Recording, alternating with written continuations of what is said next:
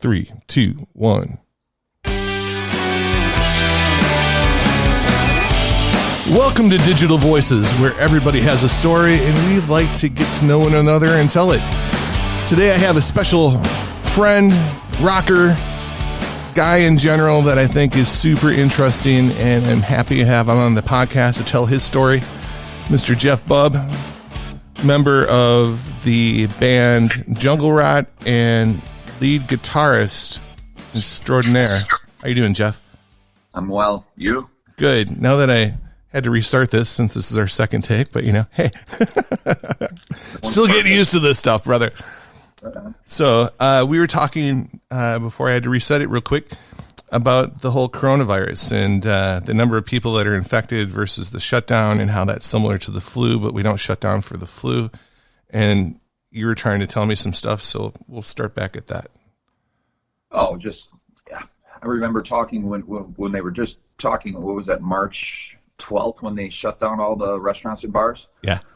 And I think I posted something on Facebook like, if we all just stood together and said, no, we're not going to do it. If every bar and every restaurant in the entire state of Wisconsin would have said, nah, we're just going to keep going, I mean, what would they have done? You know what I mean?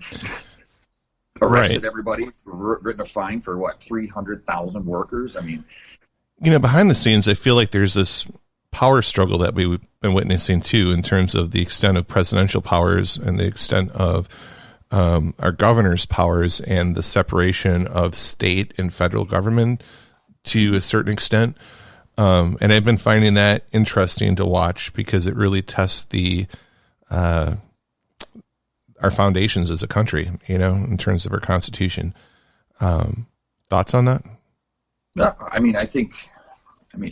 guess states seem to be doing it right. I mean, I agree. The feds can't really say what a state can do. I mean, what did North Carolina open up now today or yesterday? Right. I mean, today, it should be I think. state by state, I guess, but it just seems like we're just always the last, Are we going to be the last state to open up? May 30th seems so far away. I agree. Are we going to be the last state to legalize marijuana? Do we always have to be the last here in Wisconsin? Is that how it's going to be?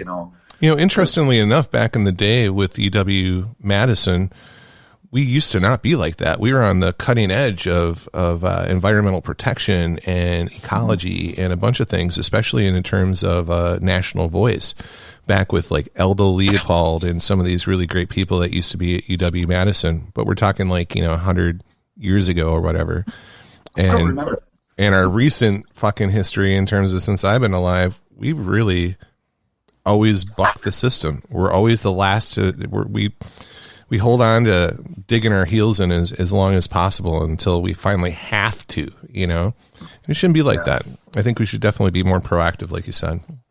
How's this affecting, I know you have some little ones. You have 3 altogether, right? No, 2. 2. And you've been playing teacher and how's that working? I don't mind it, Is it fun? So, the 11-year-old, she can handle everything on her own. She's comfortable on a computer, and for everything for her is pretty much done on a little computer. Whereas my 6-year-old, that's a one-on-one process just to get her attention, but I think it's actually helping her in the fact that, in a classroom, you're distracted, and where here it's just, let's go, stay focused. I want to get this done. She's learning how I approach these things. Like, if the longer we fuck around, the longer it's going to take. Let's get it done so we can play, or right. So you can be doing what you want to do. And she's starting to learn that. Maybe we should just do it. I remember asking her, this is really easy. We have it all broke down day to day. We're going to do this packet today. We're going to do this packet tomorrow. Maybe we did that one fast. You want to do tomorrow's packet and we can win? And she's kind of like, that means tomorrow I could just skip school? Yeah, if we do today's work, yeah, I'm okay with it. It's been fun to watch her brain kind of click with these. Yeah, we can work harder today and take it easy. Then it's just fun to watch. So it's rewarding being a parent, and especially for you. You take off sometimes when you're on tour and stuff, and so you're away from the family, and that's got to always be hard. And so when you come back and you have those times and were able to spend with your family like this, it's probably the most time you probably spent with them in one solid chunk. I mean, every spring I'm usually on the road. So I'm going to be here all year. I don't think we have some shows booked. We had some shows booked in May, obviously got postponed. They're postponed to June. I don't know if they're June or July, but I'm going to be surprised if they happen then. I don't know. Have you heard anything through your label in terms of an overall approach to how everyone's going to be approaching? Because it takes how long to set up a concert and a tour, you know? So it's not like 8 months. Yeah. You know, I mean, it's a significant amount of time. You can't just set it today and be out tomorrow, typically, you know? Yes, we're already talking about trying to do stuff next spring and trying to get that all finished now. Right. So, I mean, that's a year out. So, I mean, that's typically what a band, I guess, at our level is looking at, a year. Right. Now, you get last-minute offers and stuff, but that's usually because a band dropped off or something, and now they're just trying to fill a spot that's already been planned a year in advance. So, right. You know, speaking of the band, tell me about yourself a little bit. So I know, but, you know, tell our listeners, you're an amazing guitarist to some.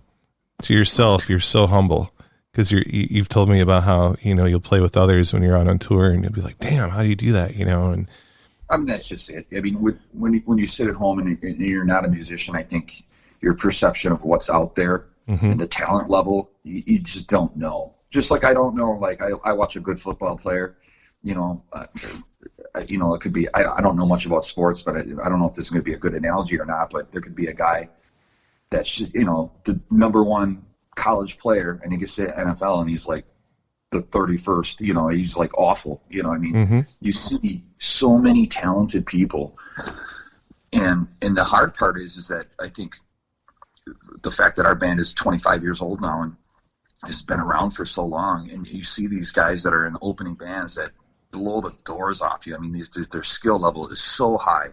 They've spent hours upon hours in their, you know, practicing, and they're so dang good, and they look at a band like us, and we keep it real simple, you know, pretty power chordy. We just try to write catchy songs, and they just don't get it, you know. They just go, wow, I play so much better. And I'm like, yeah, you do, but at the end of the day, at the end of the show, no one walks home remembering your guitar solo that had 4 quintillion notes perfectly played. Right. And they remember mine, which was like holding one note and letting it feed back for a little bit, you know what I mean?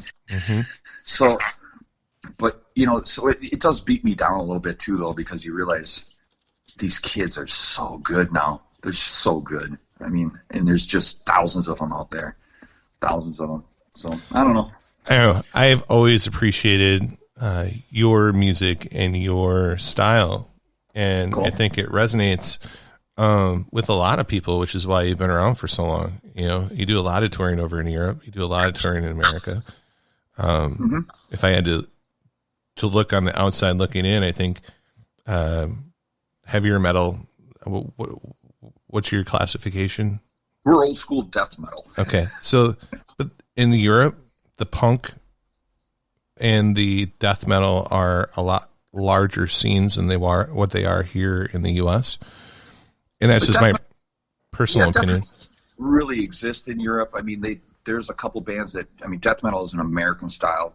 You know, it started in Florida with the Deicide, Obituary, Morbid Angel. Those are kind of like some of the starts of that. You know, and it's just got that slow, more mid-paced metal, whereas Europe was all in the early 80s. Bands like Creator, Sodom and Destruction, they were thrashy, really fast, you know, pushing the limits on speed. And but those bands influenced us too. I mean, we have a lot of those elements in our band. But so I think death metal bands, especially, you know, like the bands I mentioned, I mean, now in the year 2020, we're the only ones left. Jungle Rot, Obituary, you know, that have that sound. I mean, and we don't sound like Obituary, but I guess we kind of fall into that classification. But when we go to Europe, they're not, you know, it's something desirable, you know, and it's something that breaks it up, because those festivals over there, like we did last year, it's always the same bands, you know, it's those bands play every year. So it's what they've gotten their whole lives they see those same bands, and then finally they can get an American band like us out there and with that little different style, and they just eat it up, man. They love that shit. Yeah. Just like I mean, I love it when those bands come here, you know, because we're used to what we're used to, and right. It just sucks that there's not going to be anything like that going on all year. I really don't think there's going to be any touring for anybody this year. What do you think you guys can fill it with? Obviously, it's hard for artists to sit still. What? Oh yeah, we're writing another album, so we're using the so time. Creative periods then. Okay. Yeah, we got to keep moving. I mean, we have a plan. We want to hit the studio this winter. You know, we just keep going regardless. It's just that we're not touring. We're not making any money. Right. Yeah. Well, I hope for the sake of everyone that we can get a handle on this, both mentally as well as realistically. I mean, people have responded in a way, I mean, not in a rational way. If we were 100% rational, we wouldn't have stockpiled toilet paper and, you know, done some of the crazy things that you've been seeing. Weirdest damn thing ever. I would have never have thought that. I mean, you can't feed yourself with a log, you know, so I don't get it. But I actually thought it was going to be worse. You know, I'm pretty happy with how this is. You know, there's plenty of food. I go to the store, you know, and buy food. I thought it was going to be worse when this first started. So I'm pretty pleased with that. Yeah, me too. I'm a big guy. Not eating, I get cranky. Too much. Oh my God. You know, I'm cooking some nice meals. I'm here all day. My girlfriend works, you know, so, you know, we have a decent lunch usually, and I cook a pretty decent rounded meal at least 5 nights a week, you know, so we're eating like kings over here. And I'm definitely putting on some weight, man. I got to work on that. So what do you think your fans would say, Mr. Rocker and Mr. Dad? I love that. I take a look at tons of us out there. Man. On the road, you know.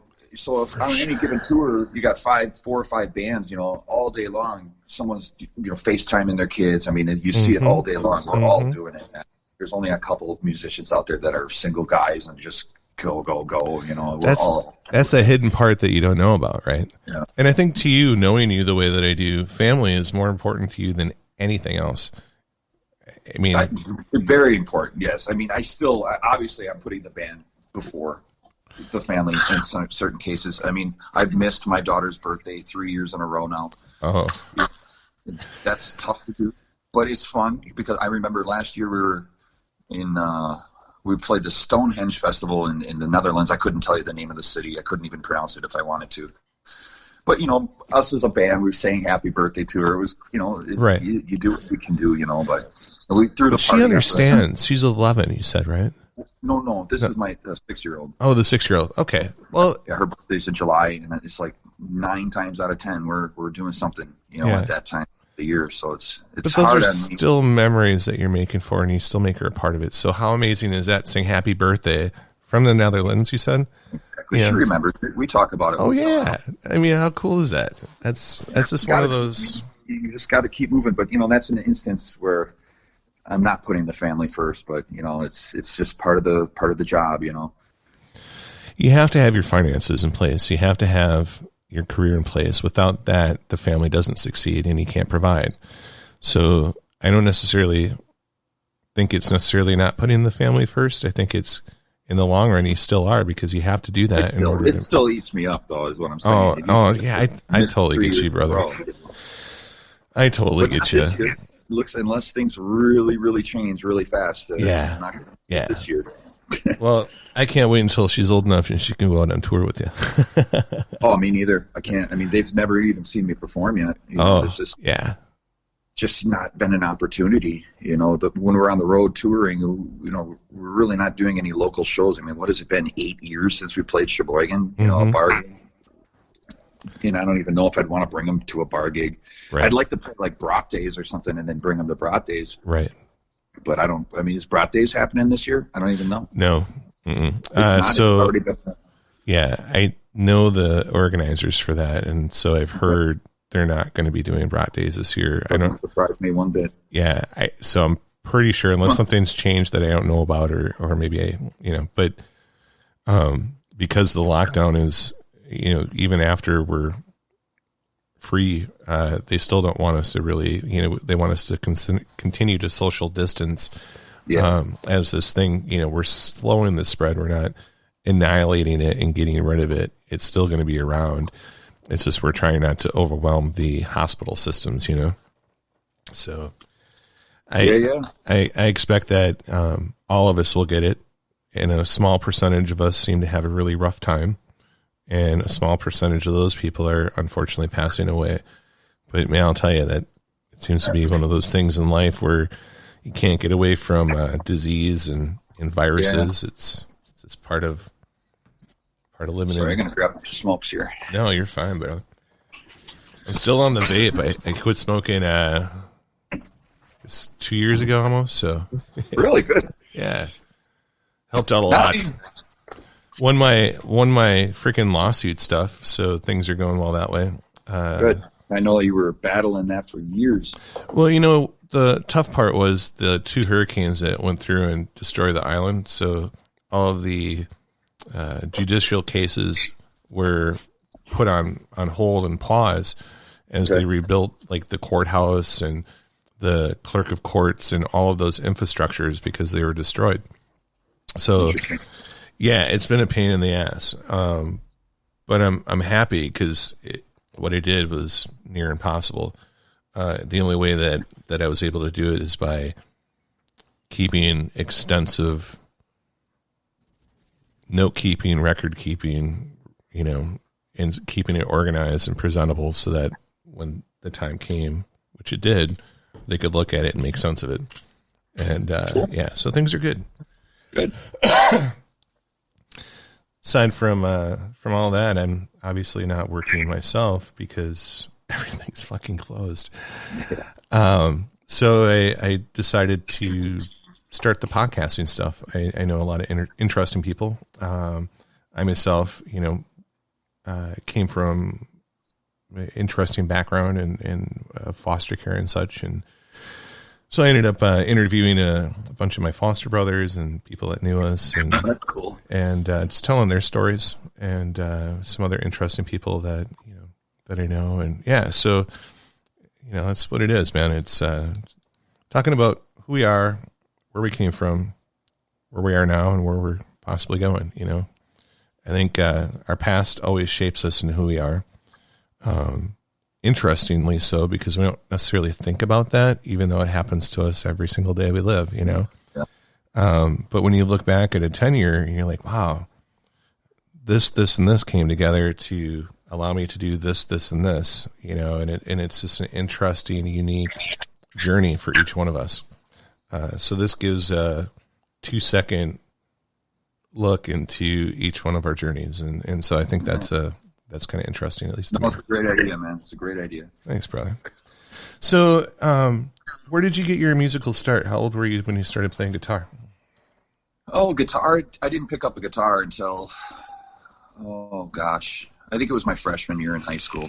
But I was taking piano lessons. I started on a piano in 3rd grade, and my piano teacher had an acoustic guitar laying around the house. And I don't know, I think when I was waiting, I would get there 10 or 15 minutes early, and she had her other student in the room.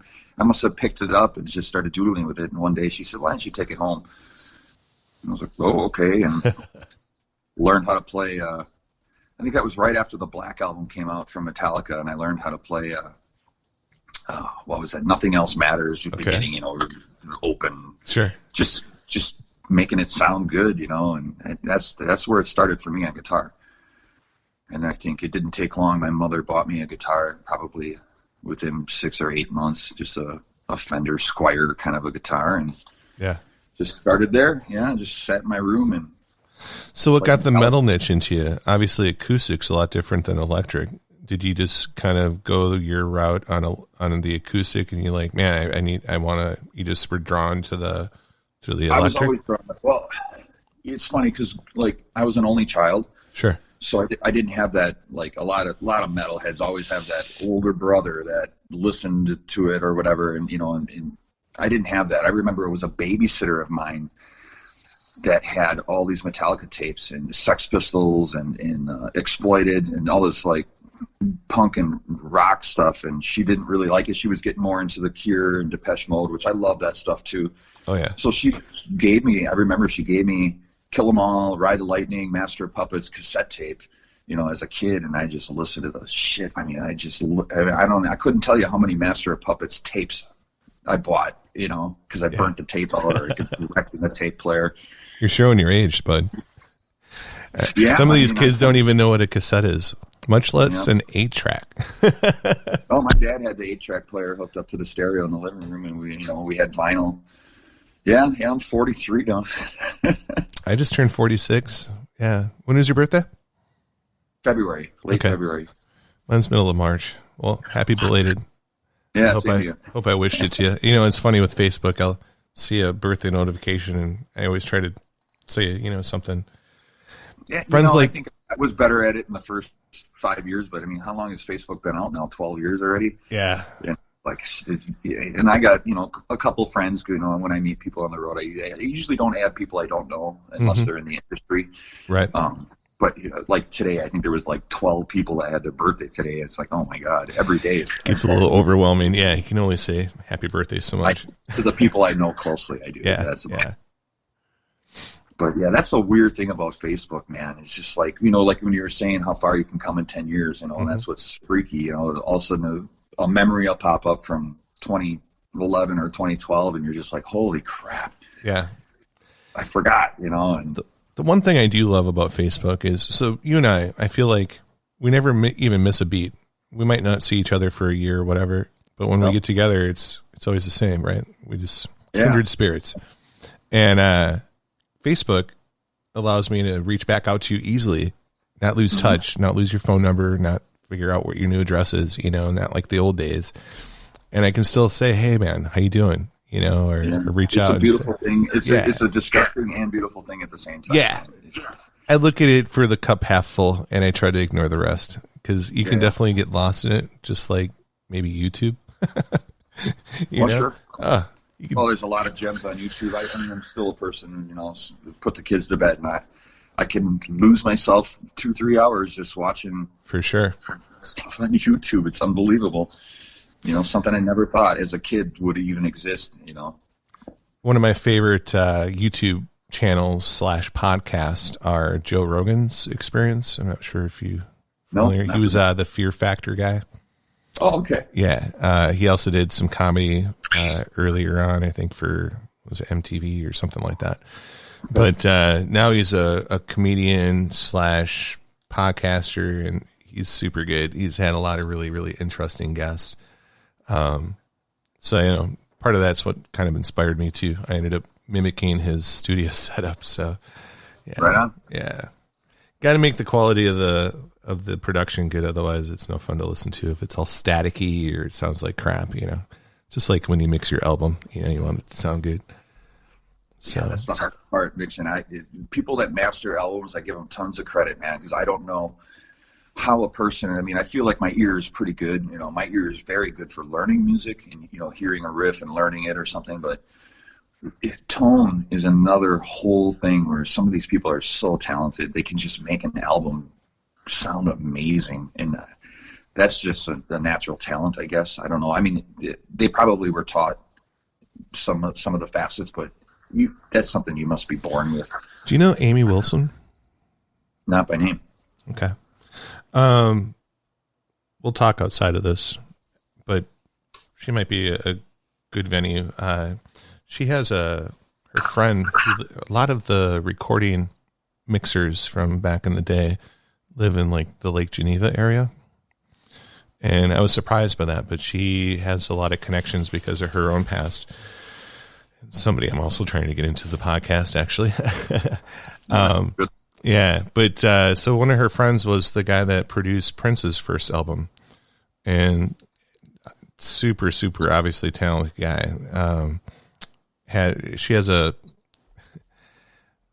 He's not autistic, but he's a savant, a musical genius. He's only 16. I'll have to send you some links because you'll be like, holy fuck. Yeah.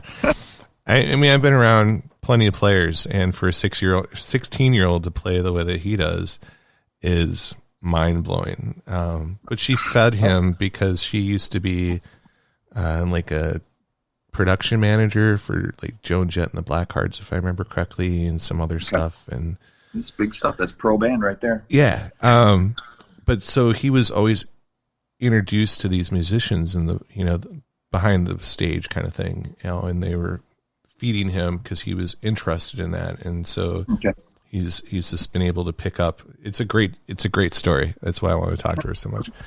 But anyways, yeah. And you're absolutely right. The ear for mixing is something that I don't have it either. I've been mixing. I'm okay with not having it. These people got money. Yeah, absolutely, man. And they're usually pretty, like, they're always down to earth. The ones that I've met, anyways, that have been really good. Let's see, another guy named John Stone used to be in Sean, or what was it? That. The song "Runaway," run. Del Shannon. There we go. He was the keyboardist for that, and I ended up doing some sound producing and mixing and things like that. But he had a great ear too. Keyboardist, go figure. When you're mixing, I feel like if anyone's gonna like really nail mixing, it's gonna be your keyboardist. I don't know. They have an ear, I think, for lack of better words, for. You have all those different octaves, and when you have 88 keys versus it's just interesting. So I think their ears just more attuned to picking out some things than mine. Anyways, let's get back into, we're talking about albums. What does it take to produce an album? How long does it take you, and how many do you have produced thus far? Jungle Rot total has 10 releases, but I've only been involved with how many is it? 6 of them. It's quite a process. I think we keep it pretty simple. I'm sure some other bands, I think the day and age with computers being easy to use and recording software being easy to use, that's changed. I think, like the Beatles or something, they would book 6 months in a studio and live there and write the album. Right. And now I don't think it's done like that anymore. Maybe for top level bands like the Stones or something, or I don't know. I can't even come up with an example. I really don't think anybody's doing it that way anymore. Sometimes we write an album. In our case, me and Dave, the singer of the band. I go to his house every Monday. We have a simple recording setup on a computer that's still running like Windows XP or something. But it runs clean, and there's no problems with it, and it works. That computer is only for pre-production, so we write everything on there. It's easy to hear what you're doing. Like the old days, like in high school bands, when you wrote a song with everybody there, and you had to, if one part in the middle of the song, it could be a 3.5 or 4 minute song, was wrong, and you have to start over and be like, no, remember we changed this, and then you get to that point and you fucks it up again. You're like, no, we changed that, remember? Well, the computer takes that all away. You don't like something, we don't even need to re-record it. You can cut and paste, and then once you have it written, then you re-record the whole thing again. So, we'll spend a good year on that in that area. But once that's done, sometimes our demos turn out so good. They're great. The only thing is that we write with a drum machine, so that's one thing that needs to change. Of course, I don't ever want to be a drum machine band. Right. Well, I can't say ever, but for us, that's not going to work. But so our demos usually don't have live drums, but I think that's going to change on this one because our drummer is he's got a little bit of a recording setup at his house in Ohio, so he's already been sending tracks of his interpretations of what I write on the drum machine, which is awesome. So I don't know. This is going to be a different album for us because the writing process has changed a little bit with him. But yeah, we'll spend about a year, writing maybe 15, 16 songs. And then once that demo is done, it goes quite a bit faster. We go in the studio, usually 2 weeks. Drums are tracked in 2 to 3 days. Guitars happen real fast. Vocals, it all happens real fast. Mm-hmm. And then it's a waiting game. Now you have to wait, the mastering, there's usually a long line. We have James Murphy always doing our masters now, and he's high demand. And you sit there and you wait 6 months for him to get to it. sometimes. You know, I want to say the last album went a little faster, but and then it's all about timing. You know, picking a date, or you want to release an album. You know, hopefully it coincides with the tour, so that the agency that's booking the tour and your record label can combine finances for advertising, and there's budgets for that, and you try to time that all together so you're getting a lot of bang for your buck. You're dropping the album and you're hitting the road. Plus you can hit the road with a bunch of CDs to sell, a new shirt, a whole, you know, I mean, yeah. So I don't know. It's probably for us, it seems like we're dropping an album every 2 or 3 years. So this one might be a 3-year span. The last album came out in 2018 already. I can't believe it. And it's 2020 now, and it seems like it was yesterday. Time goes quick, doesn't it, brother? Yeah, it does. I mean, but we've already toured that album 5 times. So, I mean, that's what a tour cycle is. You're going to get about 5-6 tours out of an album. Mm-hmm. And it's time to move on, you know? Yep. The sound on the new album versus the last one, how have you evolved? What's changed? What kind of direction? Nothing, man. We don't really change anything, man. That's, I mean, you know, why people like us, you know, 10 albums. And I keep hearing you say, keep it simple. You know, one thing I was told when I was a kid, KISS. Keep it simple, stupid. Yep. It was knocked into my head. Was that ever knocked into your head? Because I've heard you say that a few times. I've definitely used the phrase before. I mean, it's just... Or is it just as you've learned just to keep it simple? So you've learned through experience rather than... It's just what we are. I mean, that's awesome. Other bands that aren't, you know. Yeah. When I joined Jungle Rod, I mean, I knew that's what it was, and that was the formula that Dave wanted to do to get our sound, you know. And it works because, like I said, a kid can walk home from our show remembering a couple parts of, you know, that's never seen us before.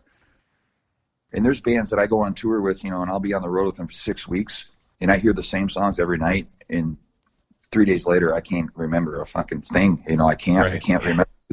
Not saying they're not great and that the music isn't amazing to hear or watch be performed, but it's not memorable. Right. No, that's what we right. Memorable music. Yeah, no, I feel you. How many members, let's see, so it's you, Dave. I know that your drummer, you were going through some different drummers. I know the guy that's remoting from Ohio, I think came on a couple years ago. Yeah, yeah. And years already. And so I know that at that time you're like, I'm not sure how this telecommuting thing is going to work. We'll have to see. Obviously, it's working well for you. This new format of just sending you send him what your idea is. He redoes it live, sends it back to you. You collaborate. Mm-hmm. Seems really efficient. Oh, it's awesome. Very modern. You couldn't have pulled this shit off. You know, a band at our level couldn't have pulled this shit off 10 years ago even. Yeah. Well, maybe 10 years ago you still could, but I mean, trying to send an email of a wave or 10 wave files, I mean, it was hard. You know, now you got all these programs, Dropbox and stuff. It just makes it so easy. MediaFire, whatever you use, it's just easy. You can actually send, I think, you know, 10 or 100 megabytes in an email now. I mean, it's just, everything's just made so easy. So it's definitely changed. Mm-hmm.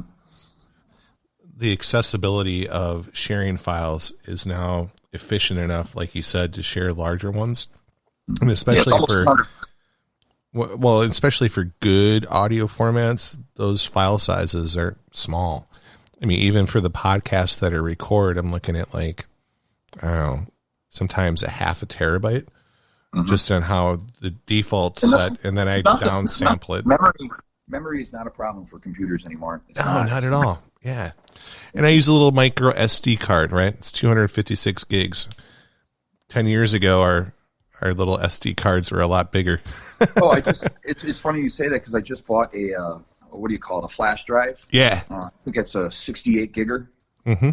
And just because I wanted to have something large, actually I just reinstalled Windows on my computer for the first time in 8 years. And I wanted to boot from Flash, and I had issues with that because my motherboard was old, but that's another whole story.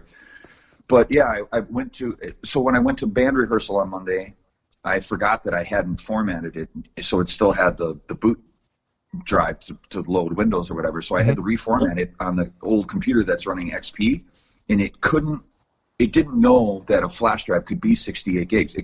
I formatted it at 32 gigs because it just, you know, back then it was just unheard of. Yeah. A 32 gig flash drive, what Windows XP was probably like $1,000 if it existed back then. Mm-hmm. I think I paid $12 for that thing. I mean, it's unbelievable how far memory and technology has come. So you're darn near my age. Remember when we were kids?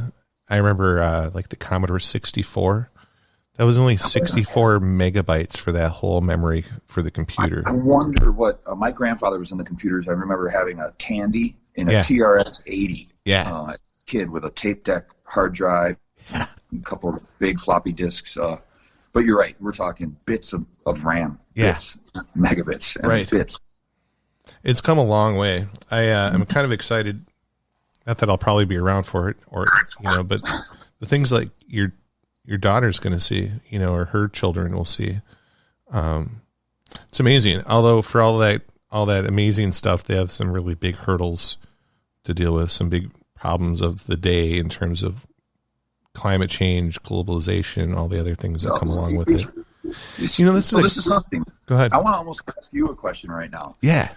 So we're at the bonfire last night, and I guess I haven't been outside in a while, because it's been a long winter here. And we're sitting outside in this bonfire, and you see this string of lights in the sky.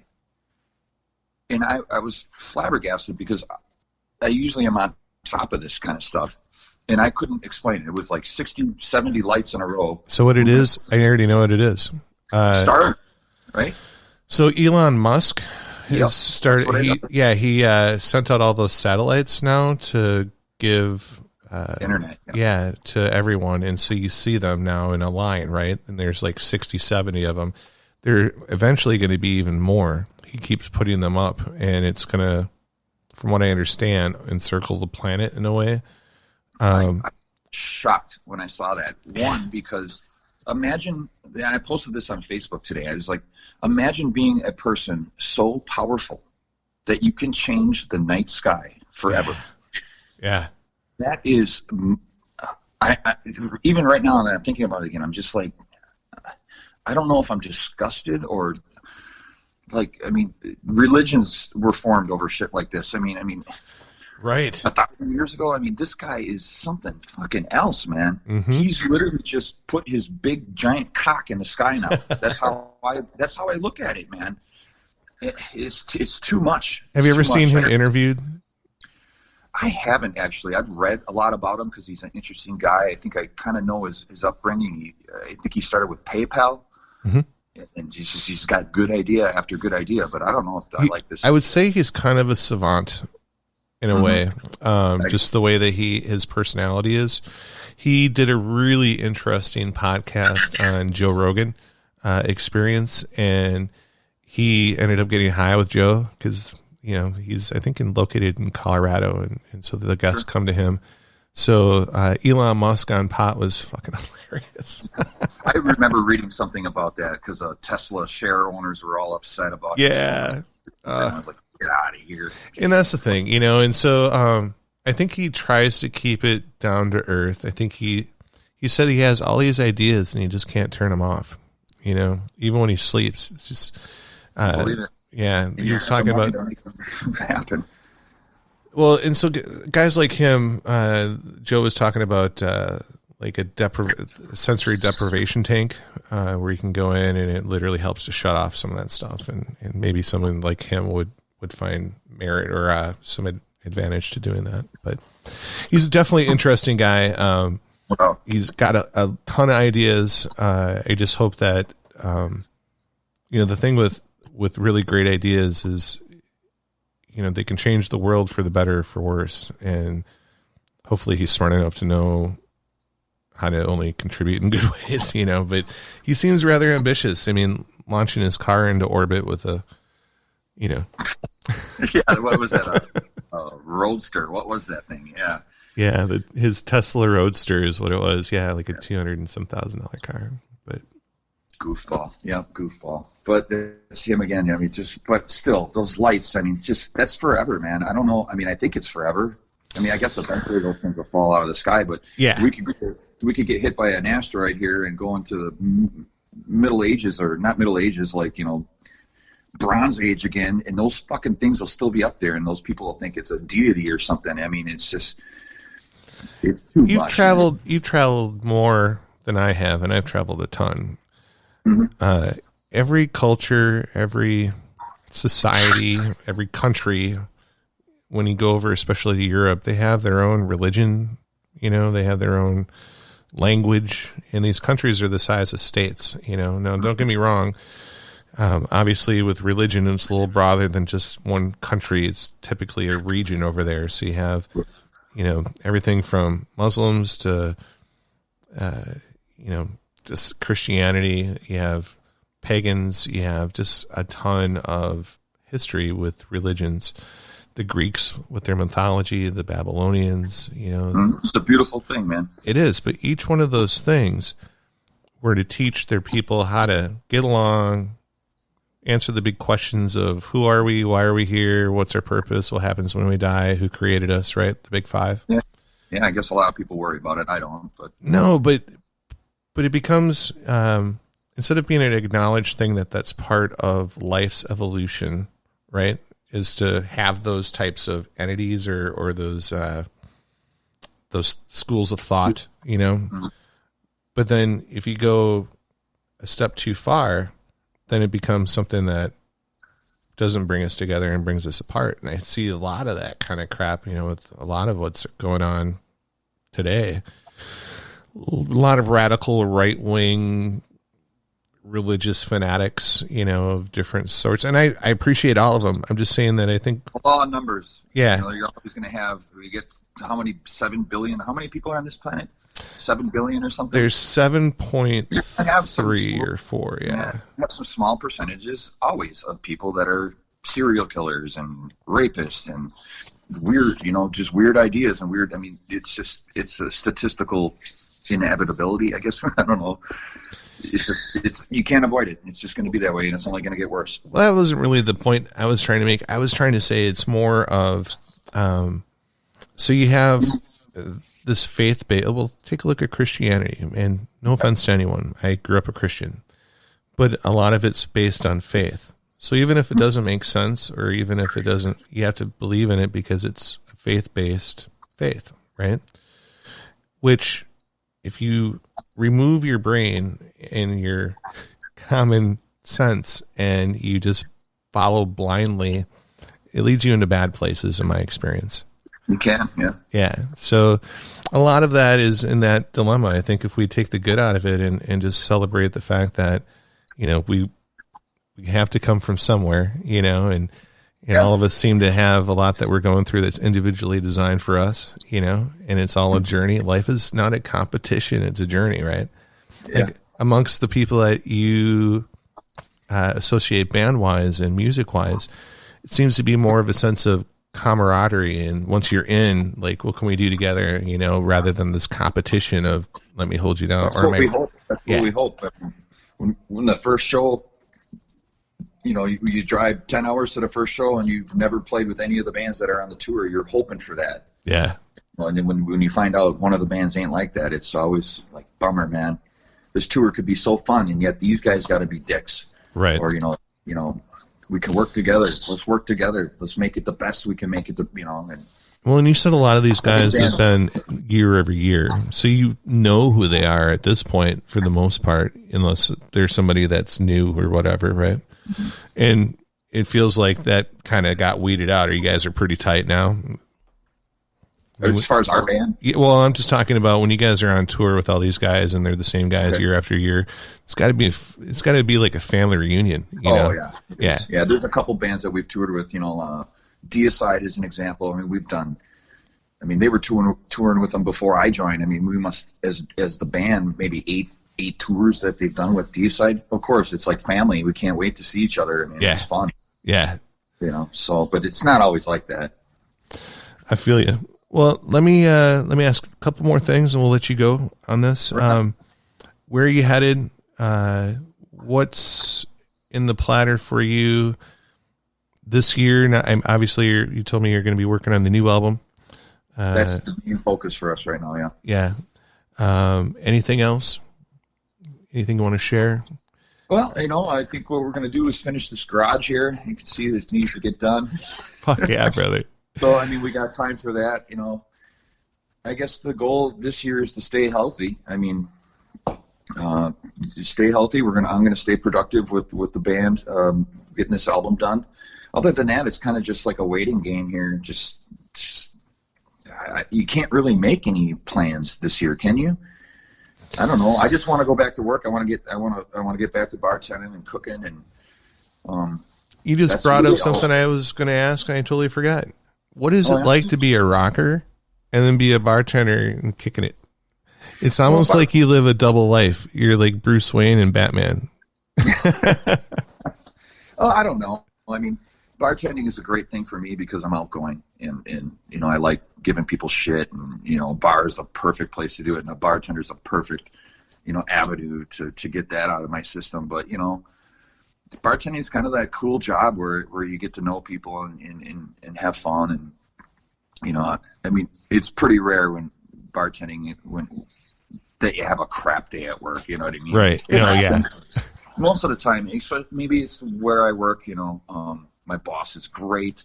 But most people don't think of like Zach Wilde on his downtime serving, slinging drinks as a bartender. Like if I knew that, Lemmy did that too. If I knew that, I'd be at that bar.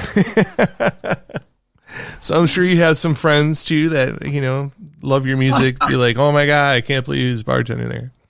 Yeah, that's awesome. Much. I mean, not too much, but yeah, there are some people that come in for it, but very rarely. I mean, that's the nice thing about being in Sheboygan here, and there's not a lot of people that really follow the band. And right. Well, but every once in a while, someone will bring in a CD or something. Can you sign it? And I'm like, well, hell yeah, I guess. Heck yeah, man. I just think it's cool. It's awesome that you have the different facets that you do. You're a father. You're a businessman. You do a little bit of trading. We were talking about that the other day. I've been off the stock market. I watch that shit every day now. Get ready to buy the airline stocks. You get ready. Boeing had their thing fall out today with Brazil. I mean, next week is awesome. Google's doing earnings reports. Next week is going to be fucking awesome in the stock market. I can't wait. Yeah. So yeah, I've actually been trading options, puts, calls, doing that shit, just goofing around with it, not any really serious money, just kind of dabbling in it and trying to make good decisions and get that percentage up. And right. It's more of a game for me. I don't have any real money in there. But regardless, it's fun. And if you get good at it. I'm addicted to it, man. Yeah. It's one of those things, man. I wake up in the morning, I can't wait. Yeah. Yeah, it's one of the things I appreciate about you, buddy. You get a good brain. Yeah. Well, thanks. So, hey, man, it's fun. So you're multifaceted. You are interesting, and you are intelligent. So all those things come together and form this awesome person that is Geoff Bub. And thanks, yeah, I've known you for 8 years. Yeah, I'd say about 8. Yeah. So I just know that I consider you one of my good friends, and I appreciate your friendship.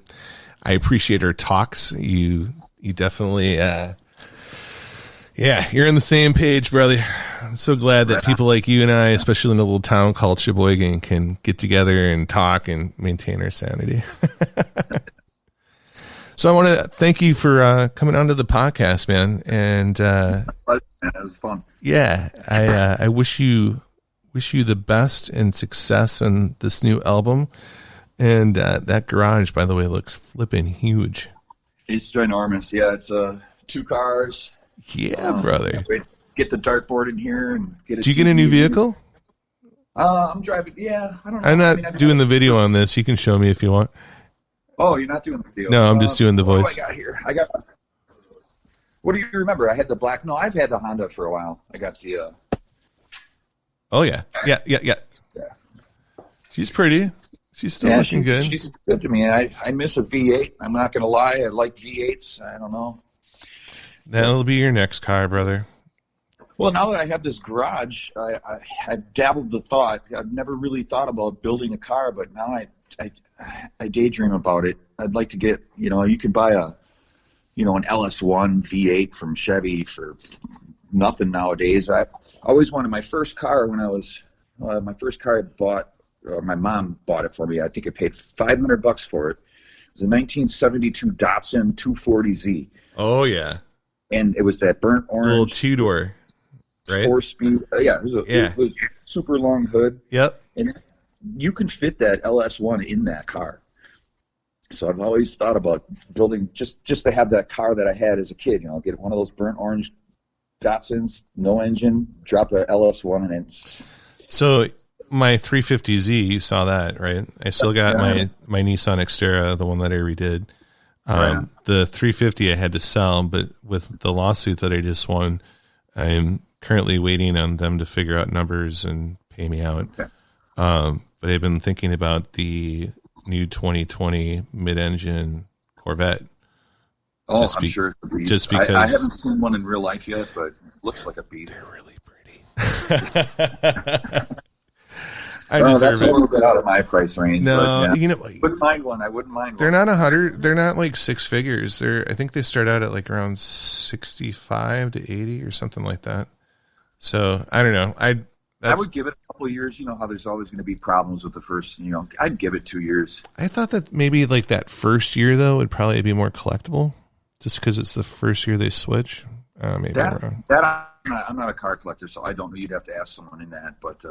You know how it is, like with that Impala I had, that SS Impala, it was the first year that they made that, and there were so many glitches with that thing. And they depreciate so much after they get out the lot, but I figured this way I could customize it the way I want it, you know what I mean? The type of colors and interior and that kind of thing. Cool, man. I've never purchased a new car, and I figure with the things that I'm looking at, I can definitely afford to do that, so why not just not get crazy, but I think you should take that money and buy airline stocks. And then you could buy 4 of them. Oh, I'm going to terminate this. Hold on one second. Mm-hmm. I wish you well. Hold on.